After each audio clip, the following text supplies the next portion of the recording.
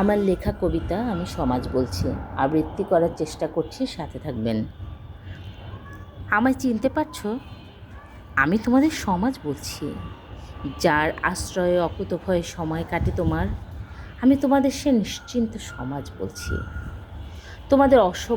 তোমাদের সভ্যতার অসভ্যতায় কলুষিত হয়ে, তোমাদের চারিত্রিক স্খলনে পদদলিত হয়ে, তোমাদের অহংকারের আগ্রাসনে পরাজিত হয়ে, তোমাদের নৃশংসতায় ধ্বংসপ্রাপ্ত ধূলিসাৎ হয়ে, নীরবে কষ্টে ভুক্তভোগী হয়ে ধুকে ধুকে মরি যে, আমি সে তোমাদের ভুক্তভোগী সমাজ বলছি।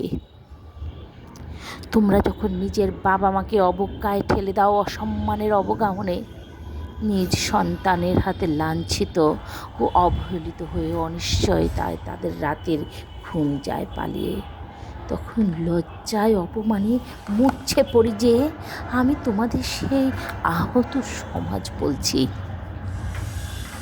যখন তোমরা কালো টাকার পাহাড়ে বসত করো অন্যায়ভাবে আভিজাত্যের পরশে, আর অভুক্ত থেকে ছোট্ট শিশুর রাত কাটে খোলা স্টেশনে, ছিন্ন বস্ত্রে মলিন মুখে হাত পাতে লোকের কাছে কাছে, তখন শিশুর ক্ষুধায় ক্ষুধার্ত হই যে, আমি তোমাদের সেই ক্ষুধার্ত সমাজ বলছি। প্রমত্তের রাতের আধারে তোমাদের অনৈতিকতার অভিশাপে, নির্যাতিত গৃহবধূর অপমানের অভিশাপে, অসহায় নারীর লুণ্ঠিত ইজ্জতের অভিশাপে, ডাস্টবিনে পড়ে থাকা অবাঞ্ছিত শিশুর কান্নার অভিশাপে বার অভিশপ্ত হই যে, আমি তোমাদের সেই অভিশপ্ত সমাজ বলছি। ঘুষ, খুন, রাহাজানির বিষাক্ত বিষে, মিথ্যা সততা দখলের আর অপবাদের বিষে, অসহায়ের নিত্য ঠকার দীর্ঘশ্বাসের বিষে, জুলুমের আঘাতে পৃষ্ঠ সাধারণ মানুষের যন্ত্রণার বিষে মর্মে মর্মে বিষাক্ত হই যে, আমি তোমাদের সে বিষাক্ত সমাজ বলছি।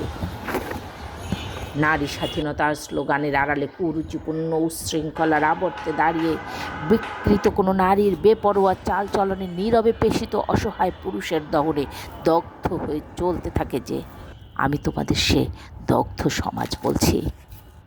অফুরন্ত টাকার আবর্তে বিভোর হয়ে সীমাহীন বিলাসিতার গা ভাসিয়ে প্রলোভনের প্রলুব্ধতায় অন্ধ হয়ে, মাদকের ভয়ালো নেশায় নেশাগ্রস্ত হয়ে টাল মাটাল হয়ে টলতে থাকে যে, আমি সেই নেশাগ্রস্ত সমাজ বলছি।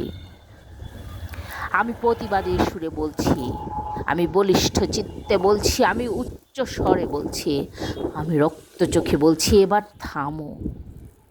আমি বিনয়ের সাথে বলছি, আমি বিগলিত কম্পিত সুরে বলছি, আমি আবেগের অনুরোধে বলছি, তোমরা থামো, আমায় বিশুদ্ধ করো।